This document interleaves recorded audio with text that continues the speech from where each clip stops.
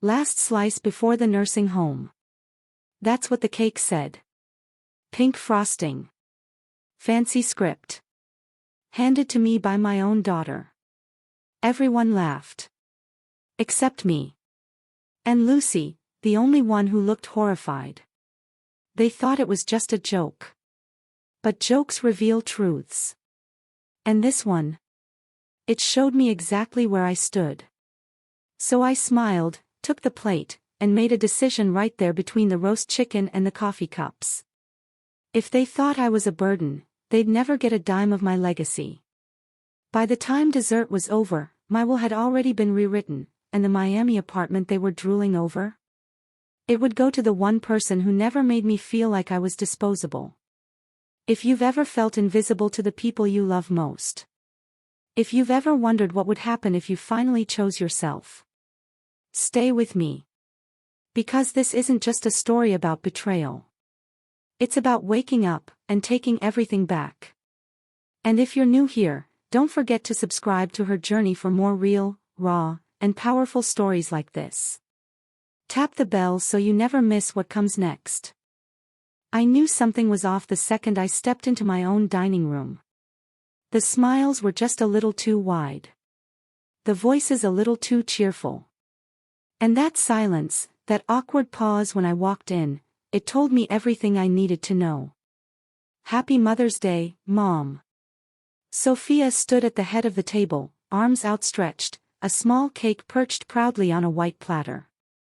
Pink frosting, delicate flowers piped along the edges, and a message she'd kept carefully hidden until I was close enough to read it. Last slice before the nursing home. Laughter erupted around the table. My son David chuckled nervously, his eyes darting to Sophia.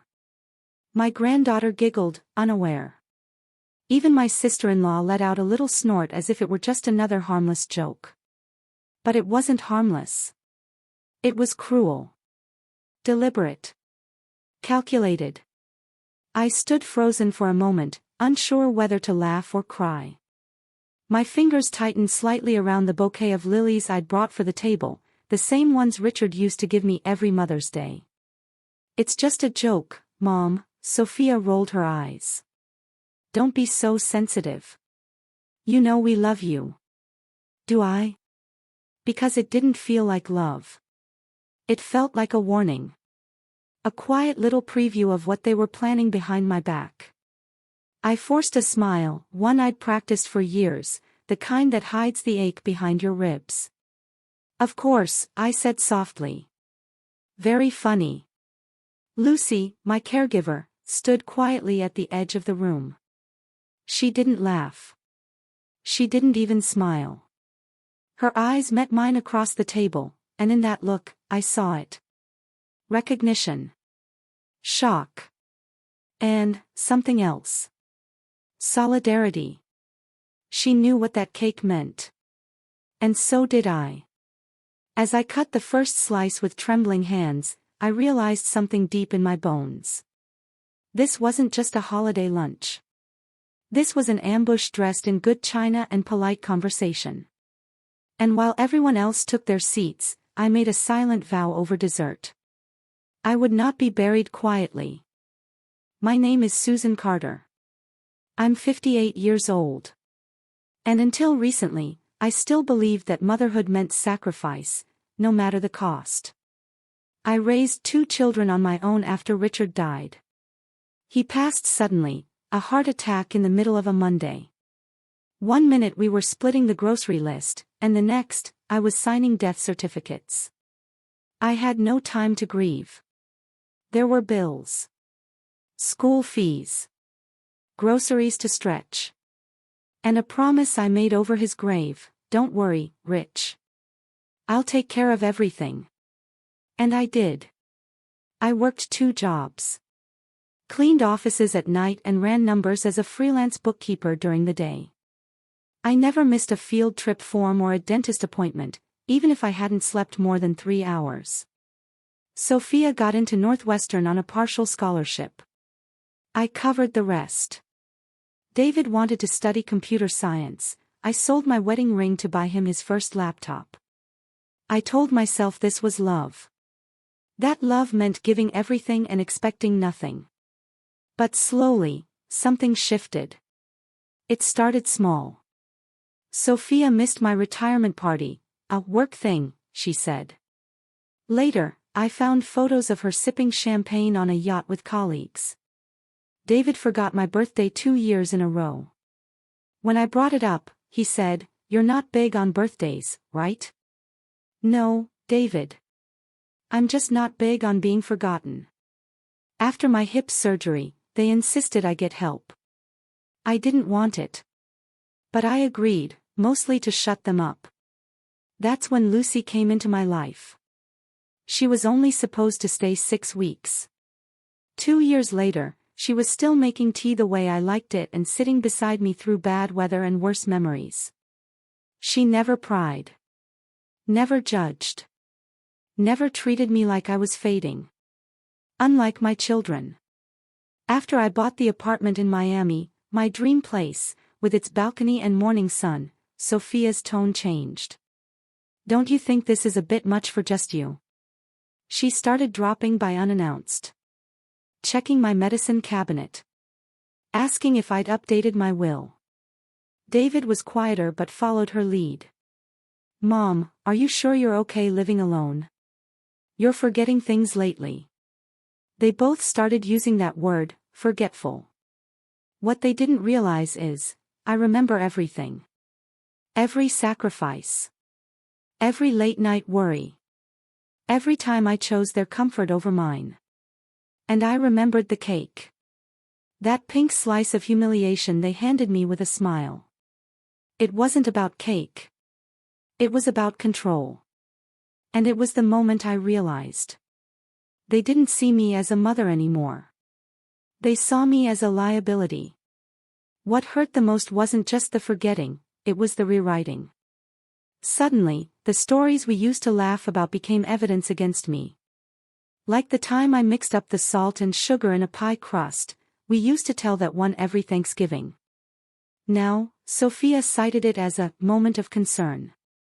Or the one time I missed a call because I was watching the sunset on the balcony. Now David said it was a sign I was unreachable. No one asked how I was sleeping. No one asked if I was lonely. They just asked how long I planned to keep managing alone. But I wasn't alone. Not really. Lucy saw me, not as a burden, but as a person with memories and meaning and mind still fully intact. Every time she brewed my tea, folded a towel just the way I liked, or sat with me in silence, she reminded me of who I was. And who I still am. So when people ask me what changed that day, I don't say, the cake. I say, the clarity. Because for the first time in my life, I realized I was done auditioning for love. That night, after everyone left and the apartment went quiet, I stood in my kitchen, staring at the last piece of that cake. It was just sitting there on the porcelain platter, mocking me. Last slice before the nursing home. They thought it was funny. But what it really said was, "You're no longer in control." The frosting had begun to melt under the heat. And so had the version of myself I'd held together for decades. I picked up the slice. Walked it to the trash can. And dropped it in, slowly. Intentionally. Then I sat down at the table where I used to help Sophia with her science fair posters. Where David once told me he wanted to build video games for a living. The same table where, today, they laughed at the thought of institutionalizing me. And I made a phone call I never thought I'd make. "James? It's Susan Carter. I need to update my will." There was a pause on the other end of the line. "Of course, Susan. Is everything all right?" "No," I said. "But it will be." The next morning, while Lucy prepared breakfast, I sat on the balcony and watched the ocean stir. She brought me tea just the way I liked it, strong, no sugar, and in the blue mug with the tiny crack on the handle. "Lucy," I said softly, "do you know why I kept you on long after I needed a caregiver?" She looked startled. I assumed it was for the company. You've said the apartment gets lonely. I nodded. That's part of it. But it's more than that. I told her about the cake. The looks. The little invasions of my privacy. The pills they counted. The drawers they peeked into. And how she, somehow, had managed to never make me feel small, even when I could barely walk. You never tried to take anything from me, I said. You never made me feel like I was running out of time. She opened her mouth to speak but hesitated. I need you to know something, I continued. I've left this apartment to you. Her eyes widened in shock. Susan, I never asked. I know, I interrupted gently. That's why you deserve it. She tried to protest, but I raised a hand. I've spent most of my life giving everything to people who only took. But now, I've decided something, I will not finance my own erasure. There it was. The line I hadn't realized I'd needed to say out loud. I will not finance my own erasure. 2 days later, the phone started ringing. First, it was David. Mom, the bank just called. The mortgage payment didn't go through. Did you cancel it? I took a slow sip of my tea, heart pounding but voice steady. Yes, I did. There was a pause. Why would you do that? Because I'm no longer paying for people who plan to put me away. Wait, this is about the cake. Mom, come on. That was a joke. No, I said, it was a message. And I received it loud and clear. By that evening, Sophia had texted, emailed, and left 2 voicemails. Each more furious than the last. The final one read. If you're going to act like this, maybe it really is time we start the paperwork for a professional facility. You clearly need supervision. Supervision. That word chilled me. The next morning, the doorbell rang. Lucy answered it, and in walked Sophia, dressed like she was attending a deposition.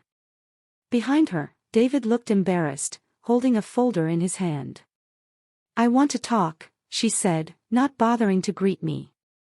We sat in the living room. I kept my spine straight, my chin high. Lucy stood quietly by the kitchen, ready to defend me if needed, even if just with presence. Let's not make this harder than it has to be, Sophia began. We just need to make sure you're okay. Oh, I'm more than okay, I replied. I'm finally thinking clearly. Her eyes narrowed.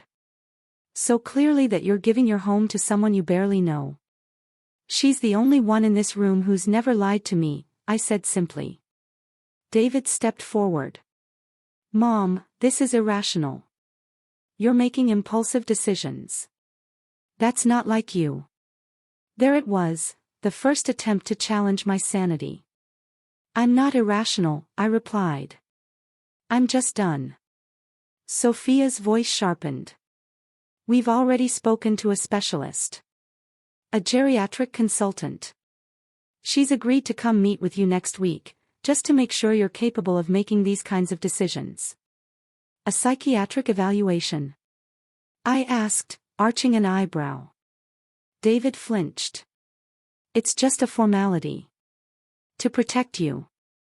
And us. No, I said, standing. It's to protect your access to my assets. They stood too, startled. I'll meet with your doctor, I added. But on my terms. And not to prove anything to you. It's for the record. So when you try to take me to court, I'll have everything documented. You're being paranoid, Sophia snapped. No, I said, my voice low but firm. I'm finally paying attention. She stormed out, and David hesitated for a moment before following her. When the door closed behind them, Lucy whispered, Susan, what are you going to do? I looked at her. And I smiled. Take my life back. On Tuesday morning, I walked into Dr. Helen Morris's office with my shoulders back and my chin high.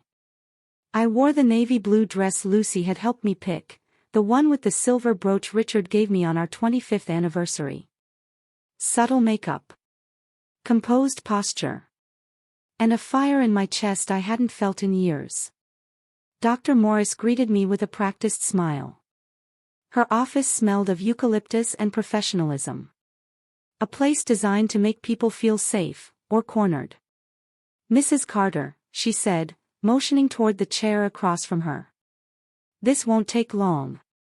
She asked about my daily routine. My medications.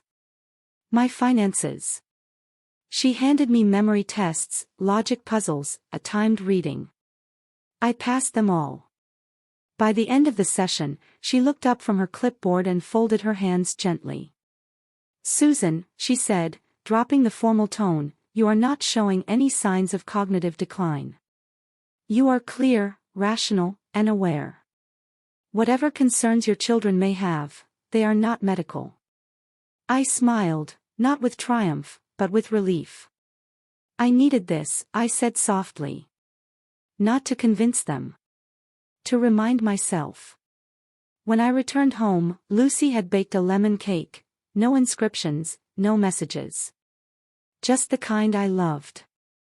"I knew you'd pass," she said, handing me a slice. And then, an idea struck. A new thought.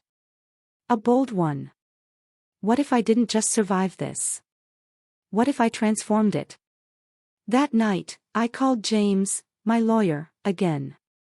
"James," I said, "I want to change the plan. Not cancel the apartment transfer. But expand it." "Expand it?" "Yes. I want to start a program. A scholarship. Housing support for single mothers going back to school, women like I once was." There was a pause on the line. "That's a powerful idea, Susan. It's time I stop letting my children shape my legacy. It's time I define it myself." Over the next few weeks, I worked with James, Lucy, and a community college nearby to create the Carter Foundation Housing Initiative.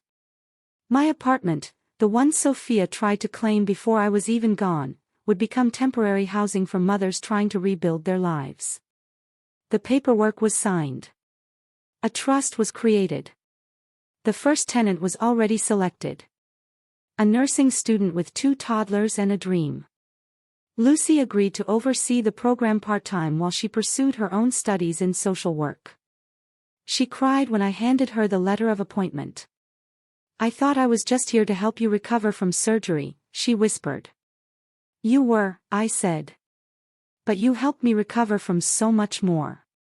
I had no idea how much strength it would take to create something new from the ashes of betrayal.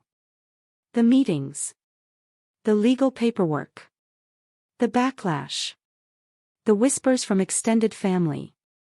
But every time doubt crept in, Lucy reminded me, "Every woman you help with this apartment will carry a piece of your courage with her."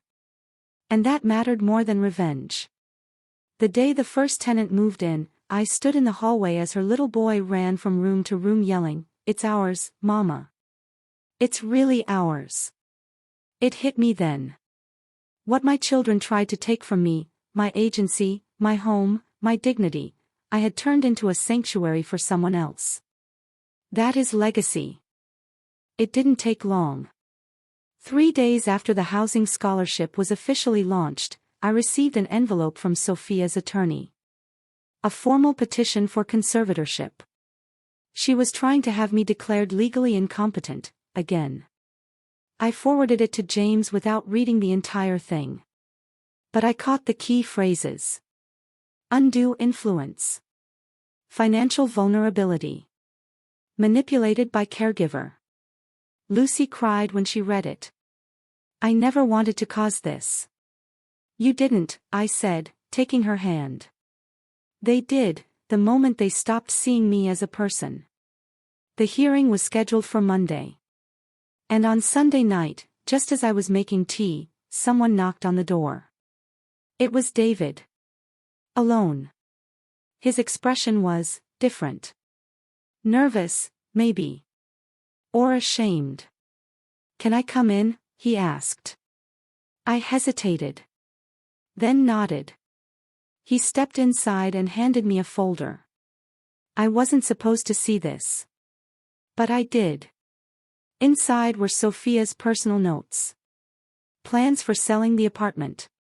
Projections of how long I'd last in the nursing home. A list of my jewelry pieces. Who she'd assign each one to. She had written it all down. Every cold, clinical calculation. She wants power of attorney too, David added quietly. And, she already scheduled a tour of a care facility. Golden years? I asked. He looked startled. How did you know? I found the brochures 2 weeks ago. He sat down heavily. I never thought she'd go this far, he said. But honestly, Mom. I was complicit. I didn't stop her. There was silence between us, heavy, but honest. I'm withdrawing from the petition, he said. I already told her. How did she take it? She threw a mug at the wall. I let out a breath, half a laugh, half exhaustion. She's not used to losing control. I don't expect forgiveness, he added. But I needed you to know. I see now what we've done. I nodded slowly. Seeing is the first step. Acting differently is the second. The next morning, James called. Susan. Sophia just withdrew the petition. Seems your son gave her attorney a copy of those notes. They don't want this going to court anymore. I hung up and stared out the window. I'd won. But this didn't feel like revenge. It felt like justice. 1 year later, I stood on the balcony of my new condo, smaller, simpler, but still kissed by the ocean breeze. I had sold a few old pieces of furniture, donated the rest, and packed my memories into 2 suitcases and 1 box labeled mine. Just mine. The Miami apartment. It now housed a young family, a mother studying business administration and her 2 children, wide-eyed every time they watched the waves roll in. They were the first recipients of the Carter Housing Initiative. Not just tenants, but the beginning of a movement. Lucy still visited weekly. Not as a caregiver, but as the part-time program director and full-time friend. She was working on her degree in social work now, the same woman who once poured my tea in silence, now building something extraordinary alongside me. David had taken small steps back into my life. We shared quiet Sunday lunches and talked about real things, grief, guilt, boundaries, beginnings. It wasn't perfect. But it was honest. As for Sophia, she stayed distant. She'd sent 1 birthday card since the court debacle. No message. Just her name. And honestly, that was enough. Because I no longer needed her approval. I no longer needed anyone to validate my worth. I had found it. Not in a courtroom. Not with screaming or slammed doors. But with one quiet, relentless act of choosing myself. Every single day. Because healing isn't always loud. Sometimes it looks like peace. Stillness. A woman sitting on her porch with a cup of tea and no need to explain herself to anyone. That was my revolution. That was my revenge. In the silence of a home where I was respected. In the laughter of children running barefoot through a hallway that used to echo loneliness. In a slice of lemon cake, one I chose, one without writing. That infamous Mother's Day. It didn't destroy me. It awakened me. They handed me a cake with a cruel message. But in the end, I gave myself something far more powerful. A life with dignity. A voice that couldn't be erased. And a legacy built on compassion, not control. Because this wasn't the last slice. It was the first bite of something real. If you've ever felt like your worth was tied to what you give. If you've ever felt invisible in your own family. Let Susan's story remind you. You are not a burden. You are not disposable. You are not done. And most importantly, you don't owe anyone the right to erase you. If this story moved you, don't keep it to yourself. Hit that like button, it tells the algorithm that stories like Susan's matter. Subscribe to her journey and turn on notifications so you never miss the next transformation. And tell me in the comments. Have you ever had to stand up to someone you love to protect your peace? You're not alone. You never were. Now, click the video on your screen to hear another powerful story of reinvention. Because on her journey, every ending is just the beginning.